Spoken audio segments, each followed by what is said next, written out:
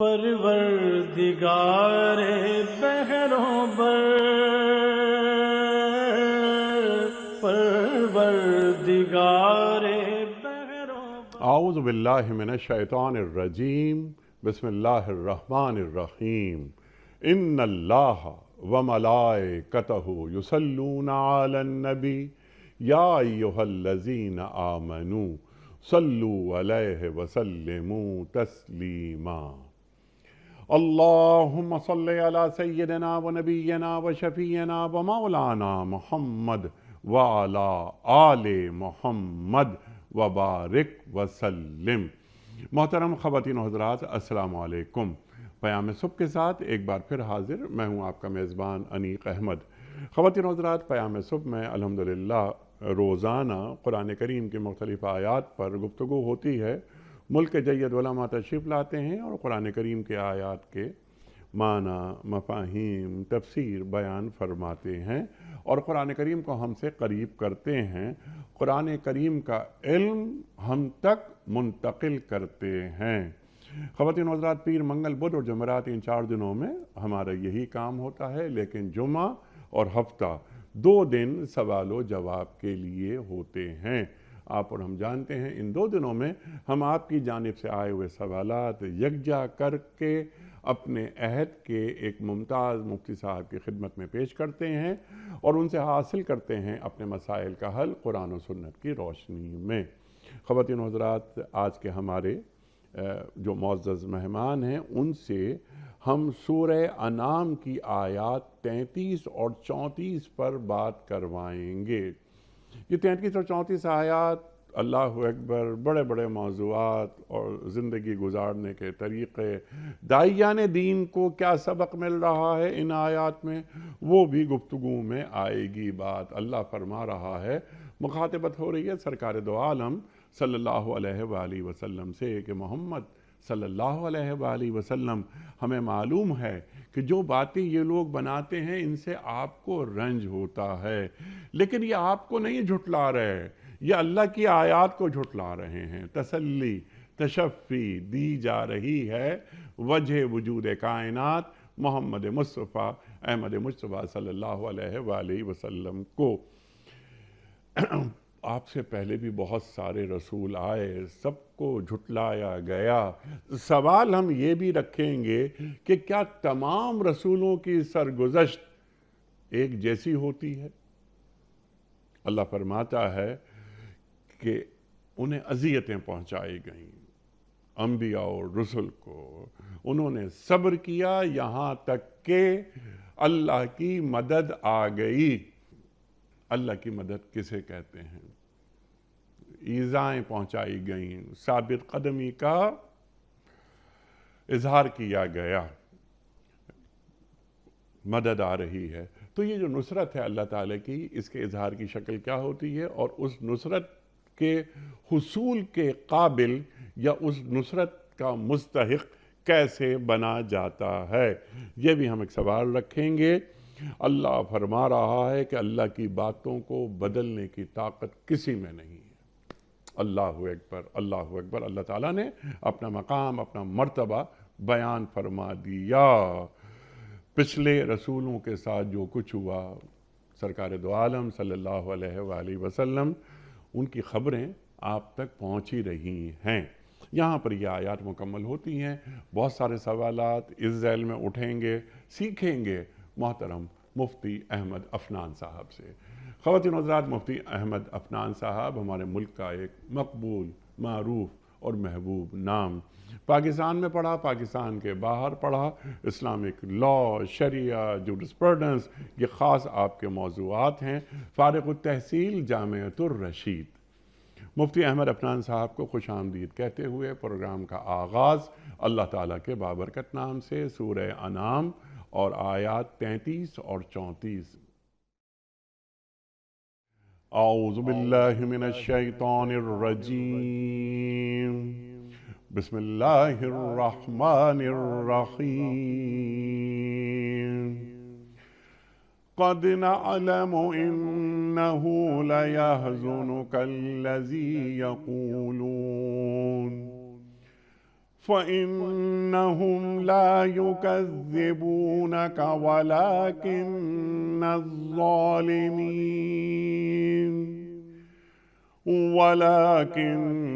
الظالمين بآيات الله يجحدون ولقد كذبت رسل من قبلك فصبروا على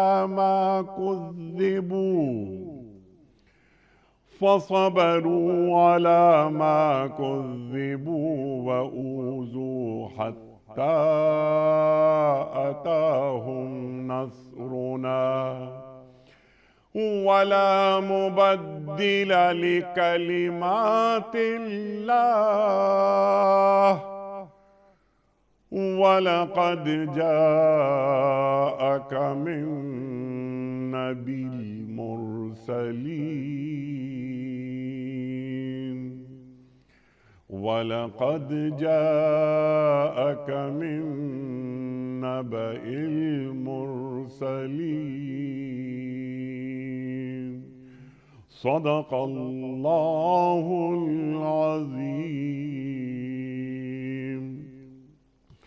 محمد صلی اللہ علیہ وآلہ وسلم، ہمیں معلوم ہے کہ جو باتیں یہ لوگ بناتے ہیں ان سے آپ کو رنج ہوتا ہے، لیکن یہ لوگ آپ کو نہیں جھٹلاتے، بلکہ یہ ظالم دراصل اللہ کی آیات کا انکار کر رہے ہیں۔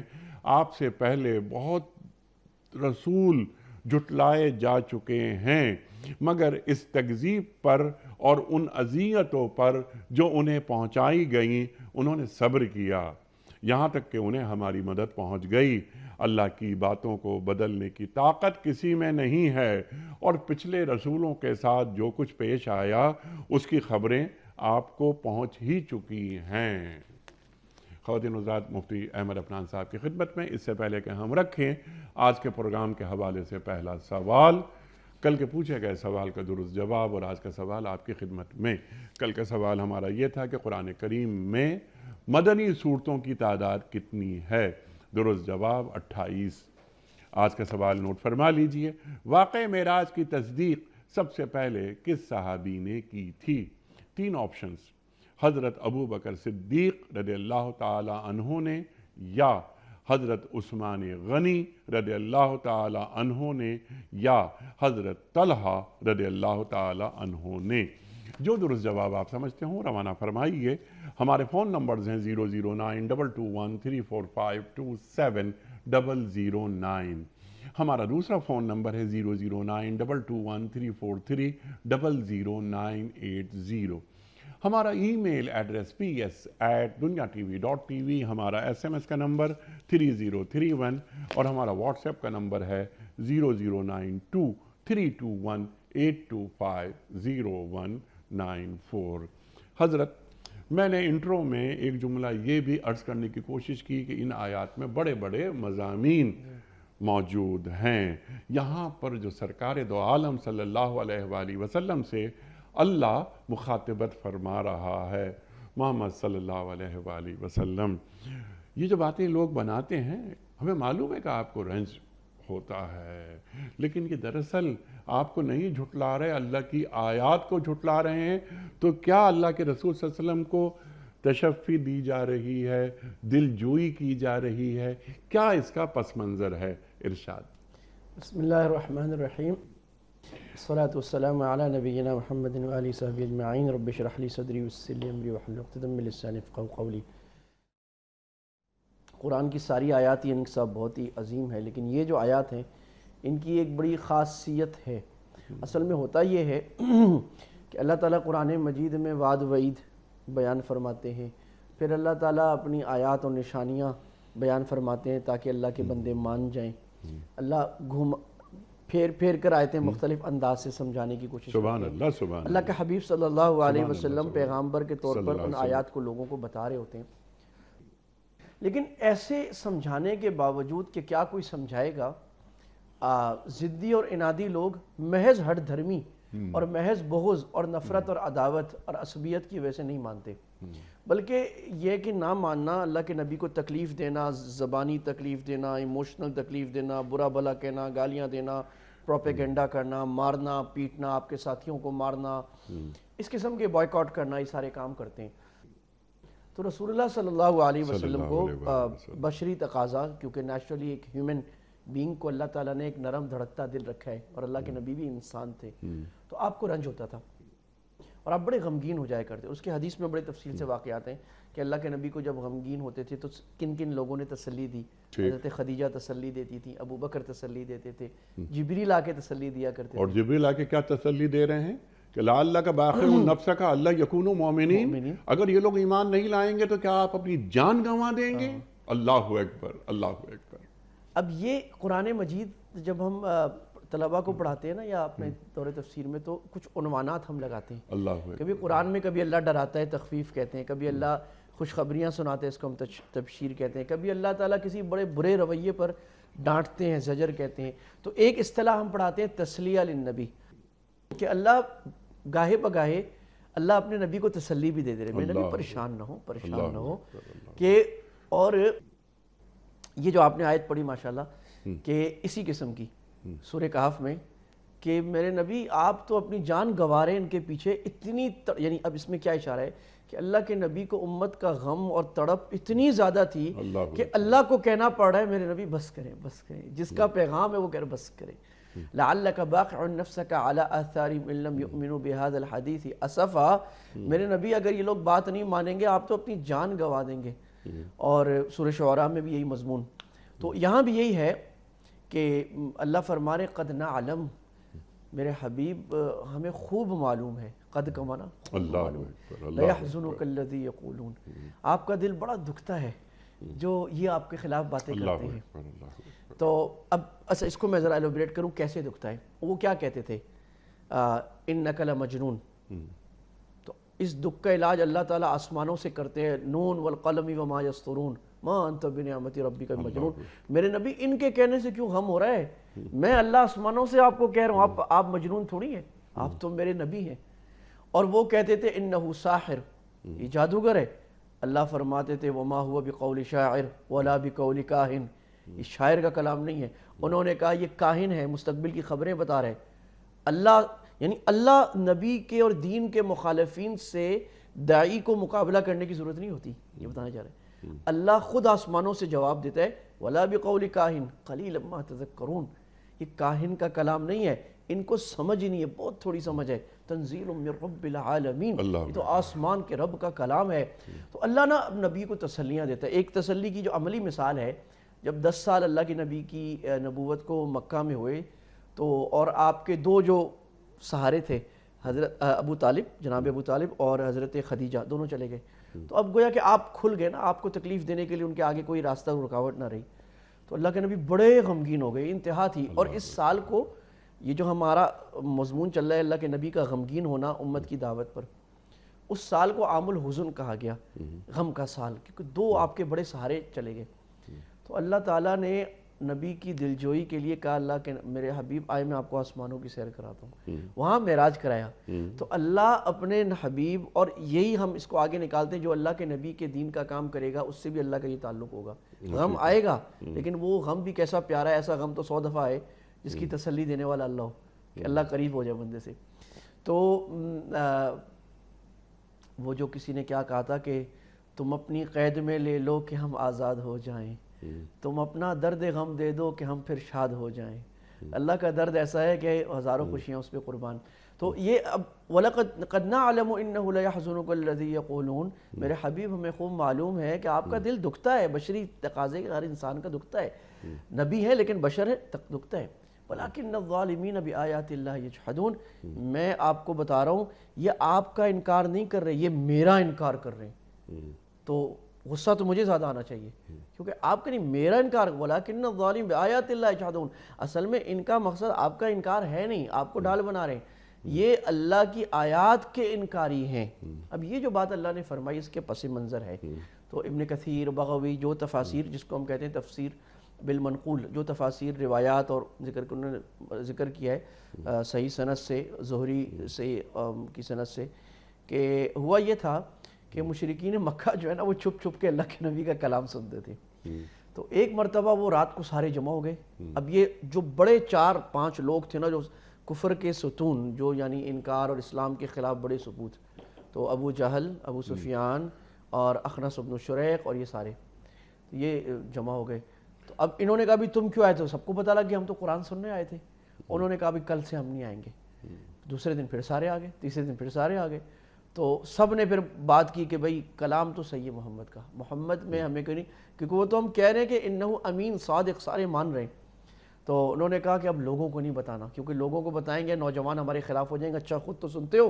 یعنی وہ قرآن کی کشش ایسی تھی کہ وہ سخت منکر ہونے کے باوجود وہ اس سے ریزسٹ نہیں کر رہے تھے، رات کو آ کے اللہ کے نبی کا کلام تہجد میں سنتے تھے. ایک مرتبہ بدر میں جب بدر کا گھمسان کرنا بھی جنگ شروع ہونے والی تھی، تو یہی اخنس بن شریق خیمے میں ابو جہل کے پاس گیا. اس نے کہا یا ابا الحکم، میں تمہیں قسم دیتا ہوں، مجھے بتاؤ محمد سچے ہیں جھوٹے ہیں؟ صلی اللہ علیہ وسلم. تو انہوں نے کہا وہی حق تمہارا ستیہ ناس. بھائی سچے ہیں بھائی، ساری زندگی کو جھوٹ سنا ہے ہم نے. کہا پھر یہ کیا کر رہے ہو؟ جنگ کرنے آ گئے. کہا کہ ہم سارے اعزاز ان کو دے دیں.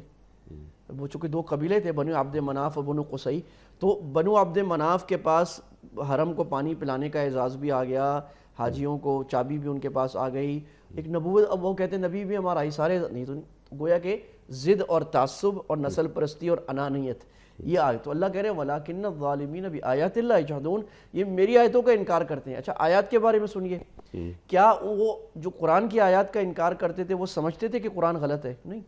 سورہ نمل میں اللہ تعالیٰ فرما رہے ہیں وَجَحَدُوا بِهَا وَاسْتَيْقَنَتْهَا أَنفُسُهُمْ ظُلْمًا وَعُلُوًّا. اللہ فرما رہے ہیں کہ وہ قرآن کا انکار کرتے ہیں سخت، لیکن استیقنتھا. اچھا ایک ہے یقین، ایک ہے استیقنہ. ان کو پکا یقین ہے کہ یہ قرآن صحیح ہے. پھر سوال انکار کیوں کرتے؟ اللہ کہتے ہیں ظلمًا وعلوا، ظلم اور اپنا تکبر، کہ انانیت آڑے آتی ہے کہ ہم سردار ہیں، ہماری سرداری چلی جائے گی، ہم کسی اور کے تھلے لگ جائیں، کسی اور کو بڑا مان لیں، نبی تو ہوگا نہیں ہمارا. تو یہ سارا اب یہ جو یہود کا بھی پورا پس منظر قرآن میں چلتا ہے کہ یہود اہل کتاب ہونے کے باوجود، سمجھنے کے باوجود، رسول اللہ کی علامتیں پہچاننے کے باوجود، اور یہ مشرکین مکہ بھی مانتے کیوں نہیں تھے؟ تو اللہ فرماتے ہیں کہ بغین، ضد، کہ یہ آل اسماعیل میں سے کیوں نبی آ گیا، آل اسحاق میں سے کیوں نہیں آیا؟ ہماری قوم کا، میرے قبیلے کا آدمی آنا چاہیے تھا.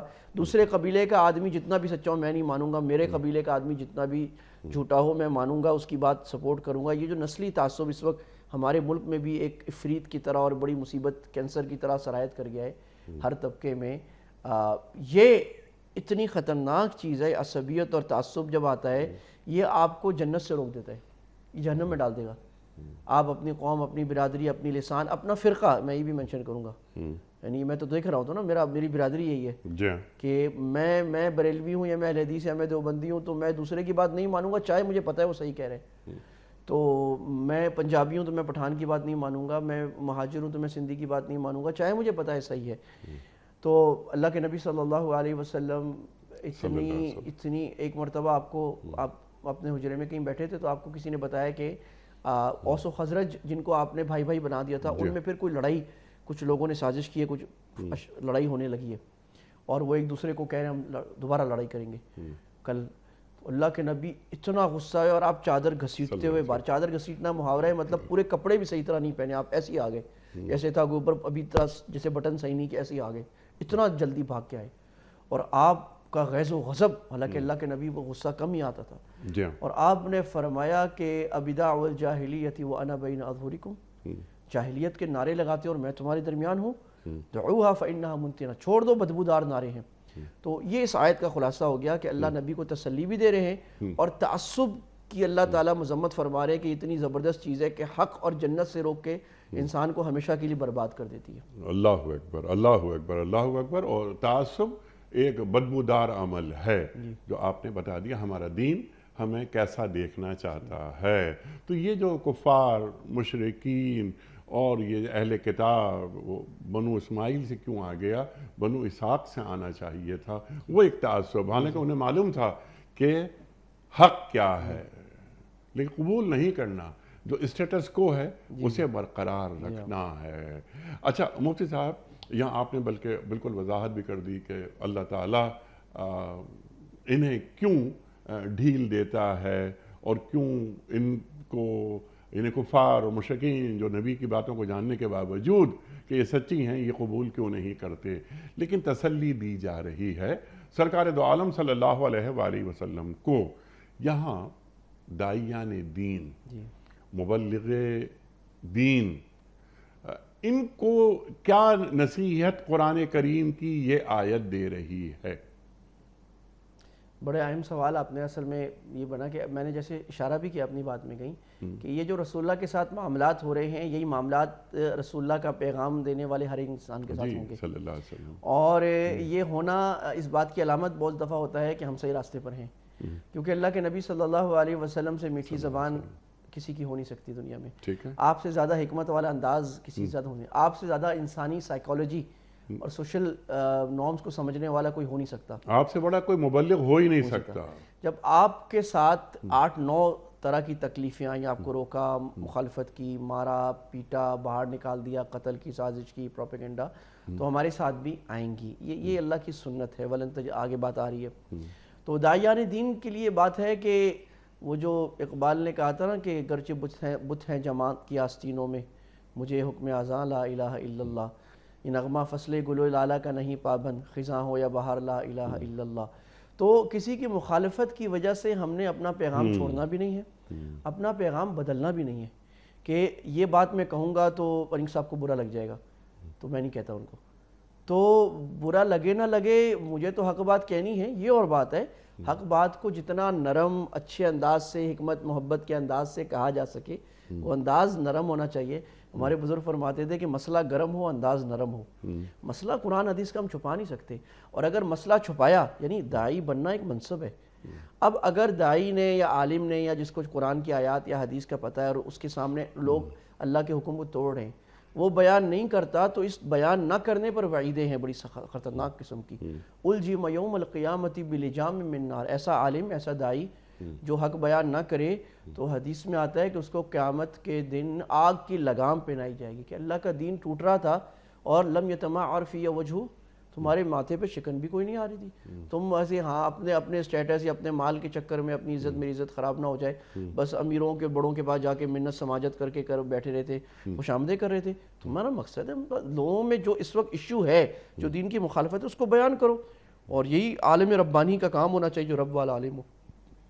تو یہ داعیوں کا ہے، اور پھر یہ کہ جب تکلیف آئے تو پھر داعی یہ سوچیں ہمارے حبیب پر بھی تکلیف آئی تھی، بلال پر بھی آئی تھی، عمار پر بھی آئی تھی، ابو بکر بھی آئی تھی، ہمیں اگر آگے انگلی کٹے تو جائے اللہ تعالیٰ اسی برکت سے ہمارا حشر ان کے ساتھ فرما دیں گے۔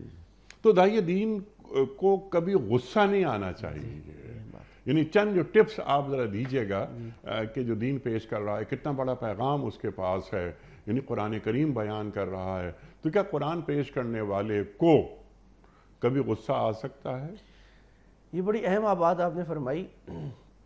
دیکھیں بات یہ ہے کہ جب پیغام اللہ کا ہے، غصہ آنے کا مطلب یہ ہے کہ میں اپنی ذات کو بیچ میں لے آیا ہوں، تو ذات کو بیچ میں لانے کا مطلب ہے آپ کا اخلاص تو ختم ہو گیا۔ کہ اگر کسی نے مجھے اللہ کا کلام بیان کرنے کی وجہ سے برا بھلا کوئی کہہ رہا ہے اور مجھے پتہ ہے اسی لیے کہہ رہے ہیں مجھے، یعنی اگر میں آج مولوی نہ رہوں، میں فیشنی بال رکھ لوں میں، تو یہ مجھے برا نہیں کہیں گے، یہ مجھے کہہ اس لیے رہے ہیں کہ، اور نام میرا بنا رہے ہیں، کوئی اور عنوان بنا رہے ہیں کہ مولوی صاحب یہ ہو گیا وہ ہو گیا، مقصد ان کا وہ ہے۔ تو میری ذات کو نہیں، یہ ولیکن الظالمین بآیات اللہ، یہ اصل میں ان کو دشمنی اللہ سے، بغض اللہ کے کلام سے، یہ نشانہ، کیونکہ اللہ کے کلام کو نشانہ بنا نہیں سکتے، لوگ بولیں گے یہ کیا کر رہے ہیں، تو یہ مجھے بول رہے ہیں مولوی صاحب یہ کہتے ہیں، مولوی صاحب مولویوں کے ڈھونڈ کے اسکینڈل نکالنا، غلط سلط باتیں، مولوی صاحب کے پاس پیسہ آ گیا یہ، تو وہ ہمارے ایک بزرگ کہتے ہیں مولوی عالم جو ہوتا ہے وہ تو ملامتی فرقہ ہوتا ہے، جب اس کے بعد کھانے کو کچھ نہیں ہوتا تو وہ لوگ کہتے ہیں دیکھو جی یہ بھوکا ننگا ہے، یہ ہمارے مسائل کیا حل کرے گا، اگر کچھ آ جائے اللہ اس کو دے دے تو کہتے ہیں دیکھو جی یہ تو لینڈ کروزر سے نیچے تو بیٹھتا ہی نہیں ہے، یہ تو حضرت، تو وہ ملامت تو لوگوں نے کرنی ہے، ولیکن الظالمین اللہ کی وجہ سے، بھئی آپ دیکھو اس نے حرام تو نہیں کمایا، غلط کام تو نہیں کیا، اس کے پیغام کو دیکھیں، تو لہٰذا اس میں غصہ آنے کی تو بات ہی نہیں، اور وہ تو جو آپ نے تو ہے نا ادفع بالتی ہی احسن، اب وہ دعوت کے تو پورے اسلوب اللہ نے قرآن حدیث میں بیان فرما دیے کہ بھئی خوبصورتی سے آپ نے برائی کو دور کرنا ہے، غصے سے غصے کو دور نہیں کرنا، اور یہ کرو گے تو بدترین دشمن بھی گرم جوش دوست بن جائے گا، جگری یار بن جائے گا۔ تو ایک حکیمانہ انداز سے دین کی بات کو پہنچایا جائے، جب پیغام بہت بڑا ہے اس کے باوجود اگر وہ قبول نہیں کر رہا تو اللہ تعالیٰ نے یا تو اس کے دل پہ مہر لگا دی یا جو پریزنٹر ہے اس کی پریزنٹیشن میں کوئی کمی ہے. بہت ہی آسن انداز سے وہ ادفع باللتی ہے آسن. تو آپ نے بات ہی فرمائی ادعو الی سبیل ربک بالحکمہ والموعظۃ الحسنہ. تو حکمت کو پہلے رکھا جا رہا ہے, موعظت کو بعد میں رکھا جا رہا ہے. اللہ اکبر اللہ اکبر. پہلے وہ لیول فیلڈ تو برابر کیے, آئس بریک تو کرے, اس سے تعلق تو بنائیں محبت کا, اس کو یہ باور کرائے میں آپ کے ساتھ مخلص ہوں, پھر آپ اپنی بات سنائیں. سبحان اللہ سبحان اللہ. اور اگر جیسے کہ آپ نے فرمایا, اس کو ذرا کسی اور اندازے میں اگر بیان کروں کہ جو آدمی میری بات نہیں سن رہا, دین کی بات نہیں سن رہا, قرآن کریم کی آیات کو ریسیو نہیں کر رہا, وہ اصل میں دینی گرفت میں آنا نہیں چاہتا. وہ اپنے اوپر کوئی پابندیاں نافذ ہوتا ہوا نہیں دیکھنا چاہتا.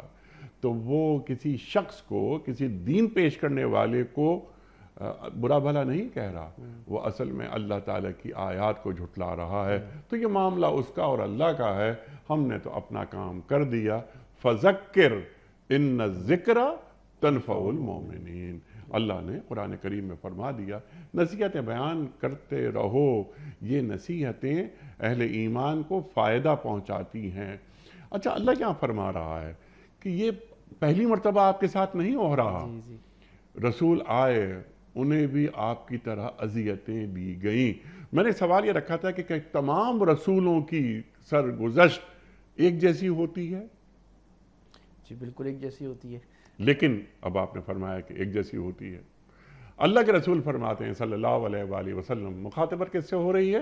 ام المومنین سے, حضرت عائشہ صدیقہ رضی اللہ تعالی عنہا سے, کہ اذیتیں دی گئیں رسولوں کو, انبیاء کو, لیکن جتنی اذیتیں مجھے دی گئیں اتنی کسی کو نہیں دی گئی. ارشاد. یہ آگے یعنی یہ بھی تسلی کا ایک انداز ہے. مثلاً آج جیسے پاکستان کے حالات اچھے نہیں ہیں, تو ہر آدمی کہہ رہا ہے یار میرا تو کاروبار بڑا مندہ ہے, تو دو چار آدمی آ جائیں وہ کہہ رہے ہیں میرا بھی مندہ ہے, یار میرا بھی نقصان ہے. تو آدمی کو تھوڑی سی دھاڑس بن جاتی ہے نا, تھوڑا غم, جب غم تقسیم ہو جائے تو ہلکا ہو جاتا ہے. تو یہ اللہ کا حکیمانہ انداز ہے. کوئی بات نہیں یار, آپ کوئی کہے یار, آپ کہیں جی مجھے آج تھوڑی سی یہ پیٹ میں کوئی مسئلہ ہو رہا ہے, تو میں کوئی ہاں مجھے بھی اس دن مسئلہ ہوا تھا, ڈاکٹر نے کہا تھا, تو بات کرتے کرتے غم ہلکا. اللہ فرماتے ہیں وَلَقَدْ كُذِّبَتْ رُسُلٌ مِّن رَبِّكَ مِن قَبْلِكَ. میرے حبیب اگر آپ کو جھٹلا رہے ہیں تو یہ دنیا میں پہلی دفعہ آپ کو نہیں جھٹلایا, اسی سبب سے, یعنی یہ جو اللہ کے وجہ سے آپ سے پہلے سارے رسول کم و بیش 1,24,000 جو بھی ہیں ان سب کو جھٹلایا گیا. فَصَبَرُوا عَلَى مَا كُذِّبُوا. اللہ اکبر. تو انہوں نے صبر کی انتہا کر دی اپنی جھٹلانے پر.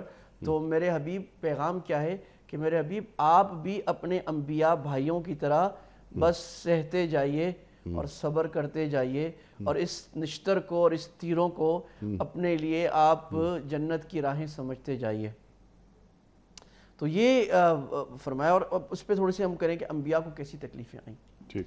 نوح علیہ السلام کو دیکھ لیں, یعنی اب اللہ تعالیٰ گویا کہ اشارہ کریں تو اللہ کے حبیب تو سمجھ رہے ہیں کہ آپ نوح علیہ السلام سے شروع کر دیں کہ 950 سال روز مارا جا رہا ہے, روز مارا جا رہا ہے, اور روایات میں آتا ہے کہ کوئی تسلی دینے والا بھی نہیں ہے. غم کے اوپر غم یہ ہوتا ہے, کوئی ہو ہی نہ, کوئی غم گسار ہی نہیں ہے. تو جبریل آ کر تسلی دیتے ہیں اور مرہم کر کے جاتے ہیں. یونس علیہ السلام کو باہر نکال دیا. یحییٰ علیہ السلام, آپ شاید پتہ نہیں دمشق گئے کہ نہیں, میں دمشق میں پڑھا ہوا ہوں, تو یحییٰ علیہ السلام کا سر الگ دفن ہے دمشق کی جامع مسجد میں, جسم پتہ نہیں کہاں ہے. جی, وہ سر قلم کر کے بادشاہ کے سامنے پیش کیا گیا ایک تشت میں رکھ کر. اور یحییٰ علیہ السلام حضرت مسیح علیہ السلام کے خالہ زاد بھائی. اللہ اکبر. حضرت مسیح علیہ السلام پہ کیسی تکلیفیں آئیں. جی ہاں. اور مارا گیا, اور خاروں کے ان کو وہ پہنائے گئے, اور پھر ان کو ملک بدر کر دیا گیا, پھر وہ چھپنے پر مجبور ہو گئے. پوری تاریخ ہے. تو جتنے انبیاء بھائی تھے, اور وہ یاسین, سورہ یاسین میں جو 3 انبیاء کا ذکر ہے, تو 3 کے 3 کو, اور روایات میں 70 نبیوں کو اکٹھا قتل کیا گیا. ایسے ایسے حالات ہوئے.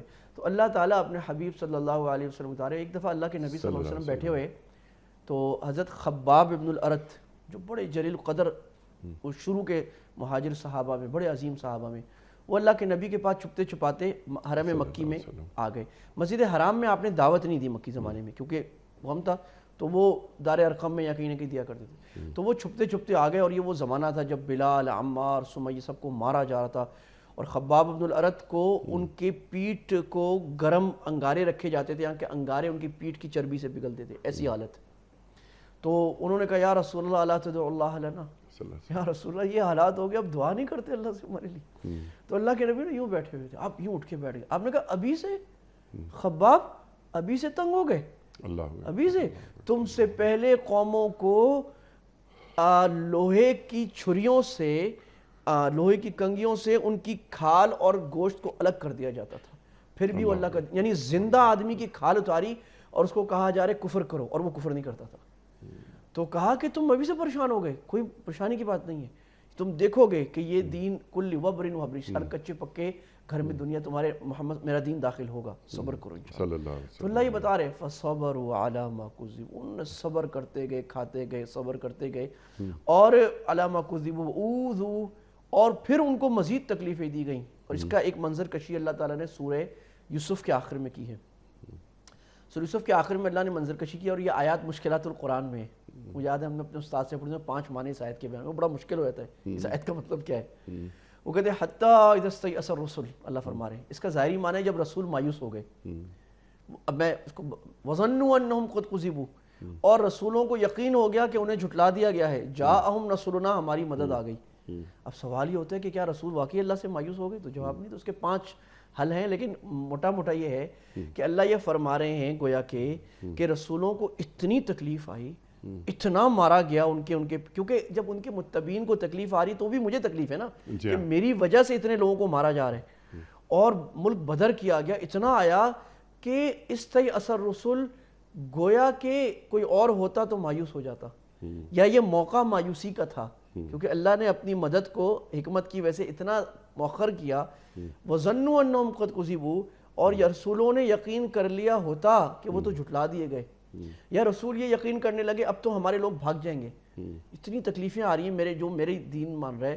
جاءہم نصرنا, اللہ فرماتے اس مایوسی کی حالت میں ہماری مدد آ گئی, اور اللہ فرما رہے میرے اوپر ذمہ ہے اپنے بندوں کی مدد کرنا. سبحان اللہ. تو یعنی ثابت قدمی, تو اللہ یہ فرما رہے ہیں کہ ثابت قدمی, صبر, اور میرے حبیب نصرت آئے گی, نصرت آئے گی, اور ان کو میں تباہ کروں گا, لیکن اس کا ایک وقت ہے. سبحان اللہ, سبحان اللہ. لیکن تم اس پروسیس سے گزرو.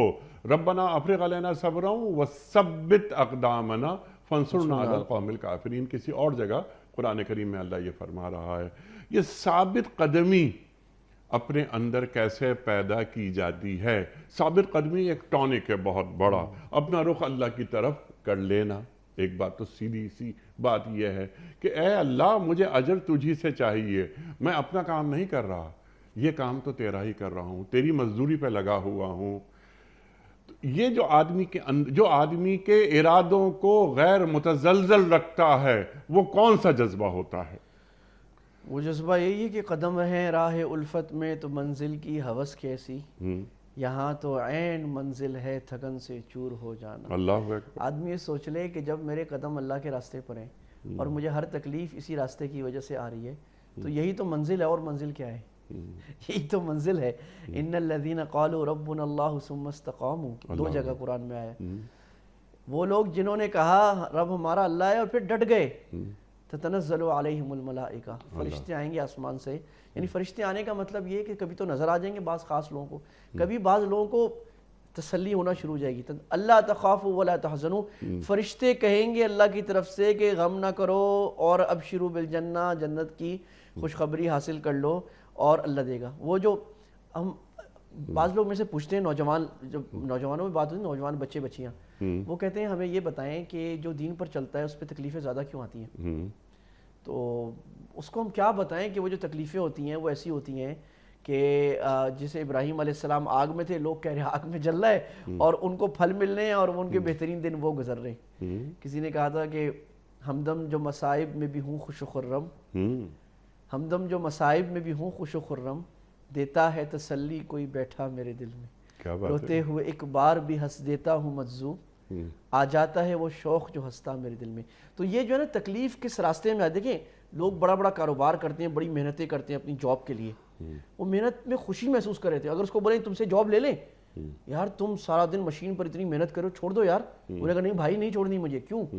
He has a benefit. اس کو پتہ لگ رہا ہے میں اتنی اچھی جاب جتنی محنت زیادہ کروں گا مجھے مال ملے گا. ٹھیک ہے. تو جس کو اس محنت پر جنت مل رہی ہے وہ کتنا خوش ہوگا. ٹھیک ہے. اور اس کو کوئی کہے کہ تم دعوت چھوڑ دو ٹھیک ہے اور تمہیں تکلیف نہیں آئے گی، وہ بولے گا پاگل ہو گئے ہو، مجھے ڈبل تکلیف آ جائے میں تو کروں گا. سبحان اللہ سبحان اللہ. اور جس طرح آپ نے بات کی بینیفٹ کی یا مجھے حاصل کیا ہو رہا ہے، اتنی اذیتیں برداشت کر رہا ہے ایک اللہ والا اللہ کی راہ میں، تو اللہ فرما رہا ہے کہ پھر ہماری مدد پہنچ جاتی ہے. مدد کے پہنچنے کے انداز کیا ہوتے ہیں؟ اچھا یہ اس میں اب ذرا آگے چلتے ہیں. ولا مبدل لکلمات اللہ. نہیں اس وہ آگے ذرا اس سے آگے آئے گی نا یہ بات.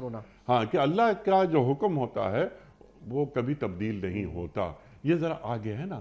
لیکن یہ اللہ تعالیٰ فرما رہا ہے جو آپ نے بات فرمائی نا کہ جو اللہ کی راہ میں جان لگاتے ہیں، مال لگاتے ہیں، زندگیاں لگا دیتے ہیں، ایثار قربانی کا مجسمہ بن جاتے ہیں جو آپ نے بات فرمائی ابھی، تو اللہ ایک وقت تک یہ قربانیاں دیکھتا ہے.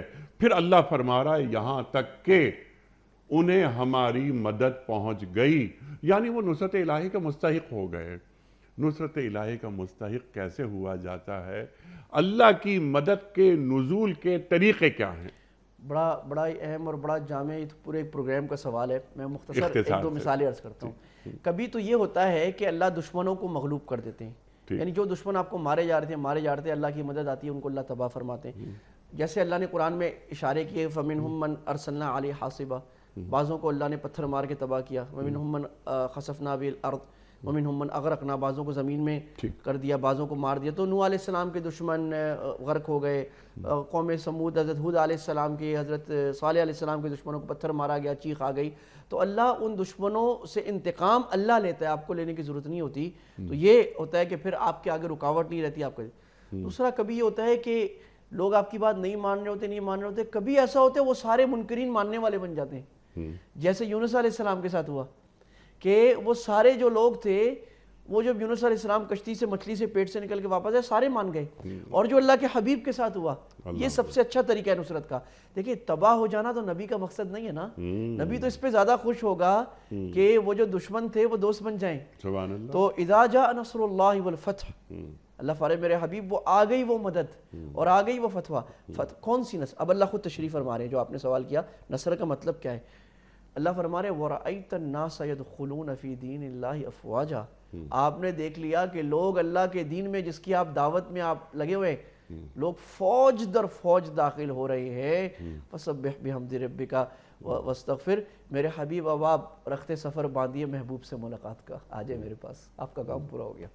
تو سب سے بڑی نصرت تو یہ ہے کہ جو مقصد مشن میں لے کے چلا تھا اس میں رکاوٹیں مجھے 30-40 سال آئیں، بالآخر میرا مشن کامیاب. اگر مشن کیا ہے کہ اللہ کے نبی فرماتے ہیں جتنے منکرین ہیں سارے جو ہے نا یہ میرے بن جائیں، یہ میری طرف. اور اللہ کے نبی بار بار کفار کو یہ راستہ دیا کرتے تھے کہ وہ ان کو ہلاک نہ کیا جائے، کسی طرح مان جائیں. جو طائف میں آپ نے کیا فرمایا کہ جب آپ کو مارا اتنا کہ آپ کی ایڑی مبارک سے خون نکل آیا تو جبریل آیا پہاڑوں کے فرشتے کو لے کے، یا رسول اللہ ان کو پہاڑوں میں پیس کے ہلاک کر دوں.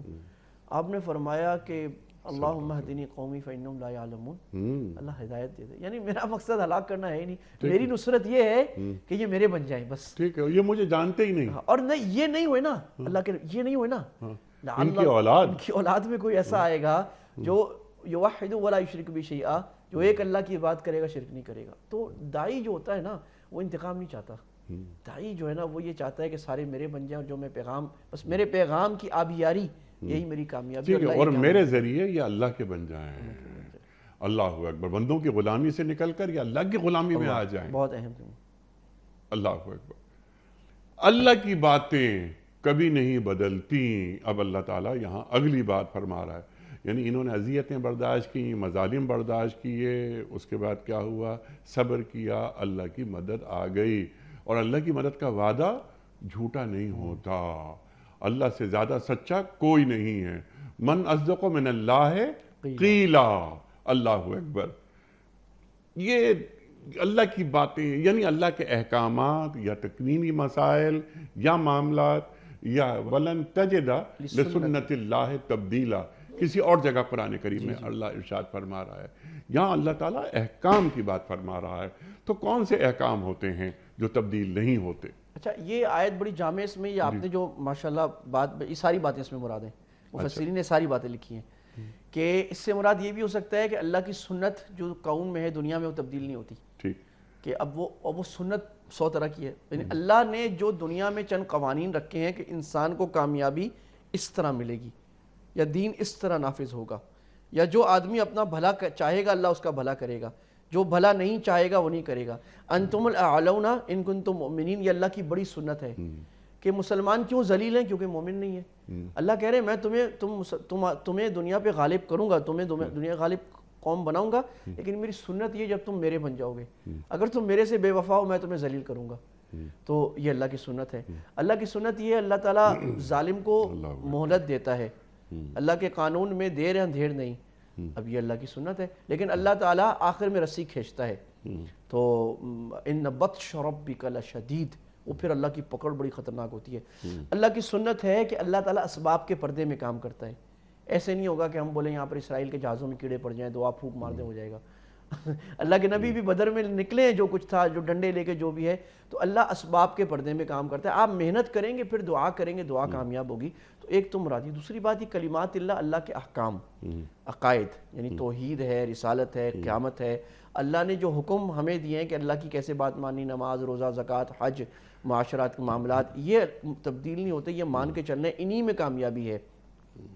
تو یہ ساری اللہ کی عادت، اللہ کی سنت، اللہ کے احکام، اللہ کا طریقہ جو دنیا چلانے کا رہا ہے، جو سارے انبیاء کے ساتھ مسلسل ہے، وہی رہے گا۔ آپ کے ساتھ کوئی آسمان سے پھٹ کر فرشتہ آ کے آپ کو آسمان پہ نہیں لے جائے گا۔ ایسے ہی محنت سے، ایسے ہی مار کھا کر، ایسے ہی صبر سے آپ گزارو گے تو جنت کا راستہ۔ وہ کیا کہا تھا کسی نے، بلکہ وہ ایک حدیث کا ترجمہ ہے، حدیث میں آتا ہے حجبت النار بالشہوات وحجبت الجنت بالمکارہ، اللہ نے جہنم کو بھر دیا ہے مزوں سے، لیجرز، انٹرٹینمنٹ، مزے، اور اللہ نے جنت کو بھر دیا ہے بالمکارہ، کانٹوں سے۔ کسی نے کہا تھا انہی کانٹوں پہ چل کے آ سکو تو آؤ، میرے گھر کے راستے میں کوئی کہکشاں نہیں ہے۔ تو جنت کا جو راستہ ہے، اچھا آپ نے پتھروں کو کانٹے کر دیا۔ مصطفیٰ زیدی نے کہا تھا کہ انہی پتھروں پہ چل کر اگر آ سکو تو آؤ، لیکن بہرحال وہ بحر میں وزن میں آپ نے کر دیا۔ لیکن اچھا ابھی آپ نے جو بات فرمائی، وَلَا تَهِنُوا وَلَا تَحْزَنُوا أَنْتُمُ الْأَعْلَوْنَ إِن كُنتُم مُؤْمِنِينَ۔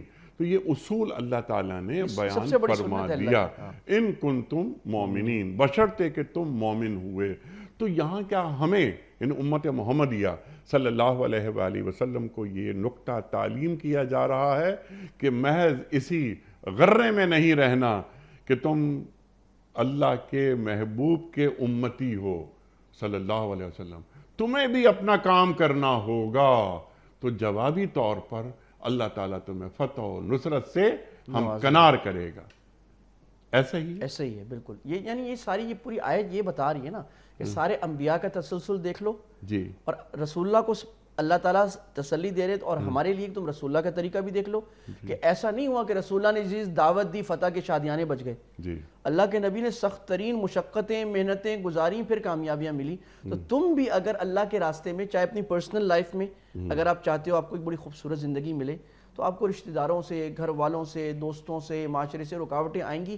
اگر جیسے ہمارے بہت سارے بھائی بہن ماشاءاللہ ٹرانسفارمیشن میں ہوتے ہیں کہ وہ ایک اللہ سے غفلت کی زندگی سے ایک گاڈ کانشیس زندگی میں آ رہے ہوتے ہیں اللہ کی، تو اس میں بڑی ان کو نا اسٹرگل ہو رہی ہوتی ہے، رشتہ دار مخالف، یہ مخالف ہو، تو اللہ کہہ رہے دیٹس نیچرل، یہ اللہ کا کلمہ ہے، ایسے ہی ہوگا۔ اللہ کے نبی کے ساتھ ہوا تو اللہ تمہارے ساتھ بھی ایسا نہیں کرے گا آسمان سے اٹھا کے پھر۔ تو جسٹ اسٹک ٹو اٹ، صبر کرو، ایک وقت آئے گا جب آپ دین پر آ جاؤ گے، آپ کے پیچھے اور بہت سے لوگ آئیں گے۔ تو یہ اللہ تعالیٰ بتا رہے کہ اسی طرح ہوگا۔ داعی کو کوئی نئی تحریک چلائے، آج کوئی دین کی بات کرے، کوئی بیان کرے، تو وہ کہے اتنی خرابیاں ہیں ہمارے ملک میں، فلاں ملک میں، یہ ایک دن میں نہیں ختم ہوں گی۔ ٹھیک، یہ ایک پروسیجر ہے، یہ پروسیس سے اس سے گزرنا پڑتا ہے اپنی صلاحیتوں کو سیکل کرنے کے لیے۔ اور آخری بات جو اللہ فرماتا ہے کہ پچھلے رسولوں کے ساتھ جو کچھ پیش آیا اس کی خبریں تو ہم آپ کو بتا ہی رہے ہیں۔ اللہ اکبر، یعنی سلسلہ وحی جاری ہے، سابق انبیاء کے ساتھ جو کچھ ہوا ہم آپ کو بتا رہے ہیں، اور آغاز اسی انداز سے کیا گیا کہ آپ کو تکالیف پہنچ رہی ہیں اے محمد صلی اللہ علیہ وآلہ وسلم، اس کا بہت رنج ہوتا ہے آپ کو، ہمارے علم میں ہے، آپ پہلے شخص نہیں ہیں، سابقہ انبیاء بھی اسی منزل سے گزرے ہیں۔ اللہ اکبر۔ لاسٹ منٹ ارشاد فرما دیجئے ہم نے آج کیا سیکھا؟ پہلی بات تو یہ سیکھی کہ ہم سب رسول اللہ کے امتی کے طور پر جیسے رسول اللہ نے ساری زندگی دعوت میں لگائی، ہمیں بھی دعوت میں لگانی ہے، یہ ہم سب کا فریضہ ہے ختم نبوت کے صدقے۔ اب ہم صرف اس سے کامیاب نہیں ہو سکتے کہ میں خود اپنی زندگی میں دین کو لے آؤں، بلکہ اب میرے ذمہ ہے کہ میں نے دوسروں کو بھی دین پہ لانا ہے، اور یہ دوسروں کو دین میں لانے کا جو جذبہ ہے یہ مجھے دین پہ آنے کا سبب بنے گا، کیونکہ جب میرے اندر یہ ہوگا اور جب میں دوسروں کو دین پہ لانے کی کوشش کروں گا یا اپنی پرسنل ٹرانسفارمیشن کی ایک دینی اللہ تعالیٰ کی محبت والی زندگی گزارنے کی کوشش کروں گا، تو بڑی زبردست تکلیفیں آئیں گی، باہر والوں سے بھی آئیں گی، اندر سے بھی آئیں گی، ایموشنل بھی آئیں گی، فزیکل بھی آئیں گی، سائیکولوجیکل بھی آئیں گی، ساری آئیں گی۔ ان تکلیفوں پہ مجھے صبر کرنا ہے اگر مجھے رسول اللہ کے امتی صحیح بننا ہے۔ جب میں صبر کروں گا، اس نظریے کے ساتھ صبر کرنا ہے مجھے، اور شکوہ بھی نہیں کرنا، اور جو تکلیفیں دے رہے ہیں ان سے بھی زیادہ لڑائی نہیں کرنی، کیونکہ وہ تو اللہ کے مت ہے، بلکہ ان کے لیے دعا کرنی ہے، اور یہ امید رکھنا ہے کہ ایک وقت آئے گا اللہ تعالیٰ مجھے دنیا میں یا آخرت میں تو کم سے کم اللہ مجھے ان ساری تکلیفوں کے بدلے عظیم ہزاروں کروڑوں اجر عطا فرمائے گا۔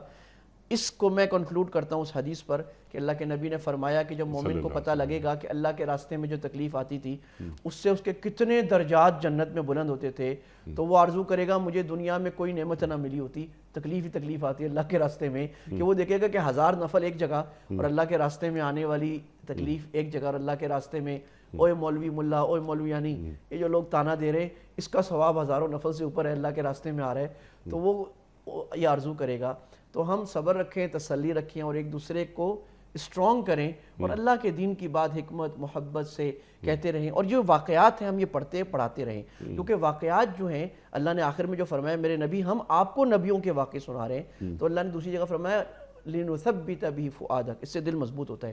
تو سٹوریز جو ہیں پروفٹس کی سٹوریز، خاص طور پہ رسول اللہ کی کہانیاں اور صحابہ کی کہانیاں، یہ ہمارے گھروں میں رہنی چاہیے، روز بچوں کو ہم سنا رہے ہیں، یعنی واقعات کہ یہ واقعات ہیں یہ، اور اس کو ایک یعنی ایک بائیوگرافی نہیں، یہ بائیوگرافی نہیں ہے، یہ اسوہ ہے۔ یہ بائیوگرافی میں اور اسوہ میں زمین آسمان کا فرق ہے کہ ہمیں زندگی کیسے گزارنی ہے۔ ہمارے رسول صلی اللہ علیہ وآلہ وسلم ایک روشن مثال ہیں، عمل کرنا ہے، دقتیں پریشانیاں اذیتیں آتی ہیں، الحمدللہ علی کل حال۔ مفتی صاحب میں آپ کا بڑا ممنون، بہت شکر گزار، بہت ساری باتیں مزید ہو سکتی ہیں، بہت بڑے بڑے موضوعات، لیکن آپ نے کمال خوبصورتی سے اس کا احاطہ فرمایا۔ ہمارے علماء کو اللہ سلامت رکھے، تشریف لاتے ہیں اور ہماری علمی کمی کو دور کر دیتے ہیں۔ وقت مکمل ہوا ہمارے آج کے پروگرام کا کوئز۔ کل کا سوال ہمارا یہ تھا کہ قرآن کریم میں مدنی سورتوں کی تعداد کتنی ہے؟ درست جواب 28۔ آج کا سوال نوٹ فرما لیجئے۔ واقعہ معراج کی تصدیق سب سے پہلے کس صحابی نے کی تھی؟ حضرت ابوبکر صدیق رضی اللہ تعالی عنہ نے، یا حضرت عثمان غنی رضی اللہ تعالی عنہ نے، یا حضرت طلحہ رضی اللہ تعالی عنہ نے؟ جو درست جواب آپ سمجھتے ہوں روانہ فرمائیے۔ ہمارے فون نمبرز ہیں 009221345270009۔ ہمارا دوسرا فون نمبر ہے 009222343000980۔ ہمارا ای میل ایڈریس ps@dunyatv.tv، ہمارا SMS کا نمبر 3031، اور ہمارا واٹس ایپ کا نمبر ہے 009232182509194۔ سرکار ایک پرچی نکال کر اعلان فرما دیجئے، آج کے ونر کون ہیں؟ محمد عاصم صاحب گجرانوالہ۔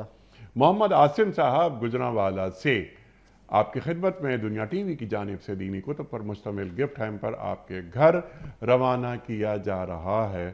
آپ کو بہت بہت مبارک ہو۔ پروگرام کا اختتام ہوتا ہے روزانہ ایک قول پر، اور وہ قول ہوتا ہے صاحب نہج البلاغہ امیر المومنین حضرت علی مرتضیٰ کرم اللہ وجہہ کا۔ آپ فرماتے ہیں ان بری باتوں سے دور رہنے کی کوشش کرو جن کے دوسروں کے اندر موجود ہونے کو تم پسند نہیں کرتے۔ ان بری باتوں سے دور رہنے کی کوشش کرو جن کے دوسروں کے اندر موجود ہونے کو تم پسند نہیں کرتے۔ اللہ اکبر. اپنے میزبان انیق احمد کو کل تک کے لیے اجازت دیجیے. خدا حافظ. پروردگار بہروں بر